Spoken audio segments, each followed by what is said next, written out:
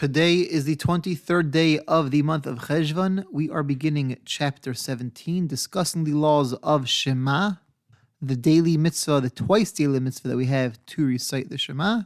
Today we'll be doing paragraphs 1 through 7. So just by way of introduction, we have a mitzvah twice a day to recite the Shema. There are 3 paragraphs of the Shema. The first one begins, Shema Yisrael Hashem Elokeinu Hashem Echad. Listen, Israel, Jewish people, Hashem is our God, Hashem is one. And that continues into a paragraph called V'ahavta, about the mitzvah of loving God. The second paragraph begins V'hayat Shemoah, that if we listen to God, that discusses the concepts of love, reward, and punishment, that there are consequences to our actions. And the third paragraph of Shema starts with Vayomer, and the talking about God telling Moses about this mitzvah that we have of wearing tzitzis, the fringes that we put on four corner garments, the talis, etc. So we have a mitzvah to recite all 3 paragraphs in the morning, and we have a mitzvah to recite it also in the evening. So paragraph 1, what's called the morning? We have a mitzvah to say it in the morning. What's called the morning? So the morning the earliest time we can say Shema in the morning, at least to fulfill this mitzvah, is a time called Mishiyakir. This was the same time that we had to start having the mitzvah of putting on talis and tefillin in the morning. And it's when you could recognize a friend that you know pretty well, not extremely well, but someone you know pretty well when they're a short distance away. Again, you should look to know the exact time, look in a Jewish calendar. There's a great website called myzmanim.com, myzmanim.com. You can put in your location. It'll tell you the exact time, the earliest time you can say Shema. And also, what's the latest time you can say the morning Shema? When is the morning? That's when the morning begins. When does the morning end? So you have to say Shema by the 3rd halachic hour of the day. What is a halachic hour? So the way we determine a halachic hour is we take the daylight hours, we divide it into 12 parts, and each part is another hour. So that means that this time will fluctuate depending on the time of year that it is, how much daylight, how much time, how many hours of daylight there are, and also when does that time start? When does daylight start? When does nighttime start? So this fluctuates throughout the year. So again, having that calendar, the Jewish calendar with the different halachic times, is pretty important, and you can find it again on myzmanim.com, a great, fantastic website. You could, easiest we have in the house, you could just print out a calendar for the entire year for your location, and it'll have all the times that you need. Now, let's say you missed the 3rd hour of the day. You overslept, you didn't say it, whatever it is, and you didn't say Shema in time. So you missed the mitzvah of saying Shema that morning. But there still is a mitzvah of prayer. So you still should say Shema with its blessings until the 4th hour, because the time for prayer for Shemona Esrei and for the morning prayers we have until the 4th hour of the day. If there was some accident, something beyond your control, you couldn't do it, you couldn't pray by the 4th hour of the day, then you could say the Shema and its blessings surrounding it until midday. But again, that's only an extreme scenario where you couldn't do it by the 4th hour for extreme situation, like it wasn't your fault, it wasn't just due to negligence. But in those cases, we missed the mitzvah of saying Shema. To get the mitzvah of saying Shema, that's got to be done by the 3rd hour. Paragraph 2. What position should one be when they're saying Shema? So a person could be either standing or sitting. We don't, however, stand up for Shema. If you're getting up to Shema, you don't stand up to say it. You have to remain sitting. If you're already standing, you can remain standing if you'd like. A person shouldn't be laying down for Shema. If a person is ill and is in bed, they can't get out of bed, then it's best they should try going onto their side to not be in a complete laying down position when they're saying Shema. If, of course, they're too ill to do that, then they can just say Shema how they are. Paragraph 3. Reciting Shema is a biblical commandment, one of the 613 mitzvahs. It's not rabbinical, it's not a custom, it's biblical. It's quite major. So before we start saying Shema, it's appropriate to take a minute to think, I'm about to do this mitzvah of saying Shema. When we say that first the first line of Shema Yisrael Hashem Elokeinu Hashem Echad, the meaning of that is Shema Yisrael, listen Israel, listen my Jewish brothers and sisters, Hashem Elokeinu, Hashem, who's our God, who Hashem Echad, that God, that's our God, He is the one and only God, ruler over the heaven and the earth.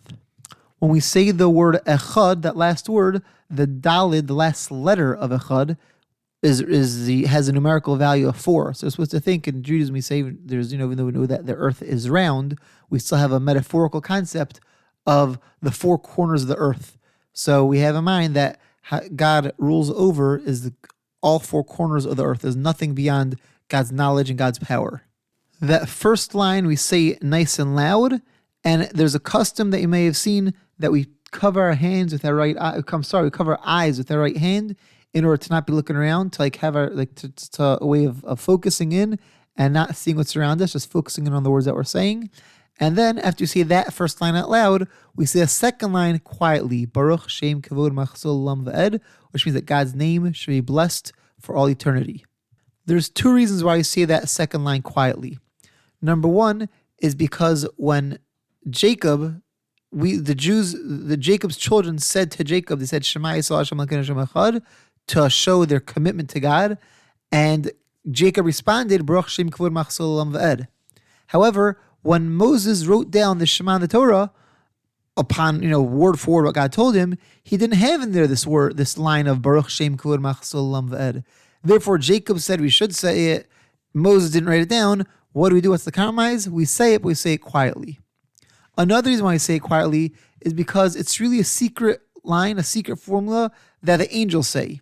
When Moses went up to heaven to get the Torah, when he was on Mount Sinai, he went up to heaven to get the Torah, and so he heard the angels saying it. So he brought it down and taught it to us, but really, since it's really an angelic prayer, it's not really for mortals, for human beings to say, we say it quietly. The one day year that we say out loud is on Yom Kippur, when we reach the level of angels. On Yom Kippur, we do say it out loud because on Yom Kippur, we reach the level of angels. But the rest of the year, we say that line quietly. Paragraph 4, after saying that line of Baruch Shem Kavod Machzul Lam V'ed, may God's name be blessed for all eternity, we then say the paragraph beginning with V'ahavta. Whereas before we begin the paragraph, just like before Shema itself, we're supposed to take a pause for a second, think about this. We're in the middle of saying Shema. We're about to accept upon ourselves the mitzvah of loving God. We say that first paragraph. Then we pause for a second. We then begin the second paragraph, V'hayim Shemoah. After that paragraph, we pause again, and we then recite the third paragraph of Vayomer. In that third paragraph, we also fulfill the mitzvah of remembering every day that God took us out of Egypt. There's a mitzvah for us to remember that every day, and the third paragraph talks about that. And therefore, by reciting the third paragraph of Shema, not only are we fulfilling the mitzvah of Shema, we're also getting that daily mitzvah of remembering that God took us out of Egypt. Paragraph 5. Again, this mitzvah of saying Shema is a biblical mitzvah. It's really important. And therefore, we have to try our hardest to make sure that we're pronouncing the words of the Shema carefully and properly. Some examples of mistakes that somebody might make. The Shulchan Aruch goes through a few examples of common mistakes. One of them, it says towards the end of Shema, Tizkru, to remember. He says you got to make sure that you pronounce that Z sound, that Zayin, Tizkru, not Tiskru. But in general, we have to make sure that we are enunciating the words properly. Paragraph 6. When we're reading Shema, we're supposed to be fully focused on Shema. We're not supposed to be signaling things, pointing their fingers. If somebody asks a question, not only do we not respond to them with by speaking, no pointing even, no even motioning with our eyes or with our lips or something of that sort. If it's a mitzvah reason, if somebody's asking a question that's related to a mitzvah, you have to give them some sort of answer. Then when you're in the second or third paragraph of Shema already, then you could motion when you're in the second or third paragraph. But not even for a mitzvah purpose, not the first paragraph. Paragraph 7. When we're saying the Shema, in the morning at least, we're supposed to be holding the fringes, the strings of our tzitzis in our hands. So the way you do that is as follows. In the paragraph before Shema, there's a line which says, V'havienu l'shalom me'arba kavos haaretz, that God should bring us to gather us in peacefully from the four corners of the earth. We mentioned four corners of the earth, so that's the time to gather in our tzitzis from the four corners of our tzitzis garment. We take up all the strings from our tzitzis, gather them around. If you're wearing a talis, you do it with your talis, and you gather all the tzitzis in between, in your left hand, in between your pinky finger and the ring finger. That's how you hold the strings in your left hand. You hold it in front of you, it's supposed to be like opposite your heart.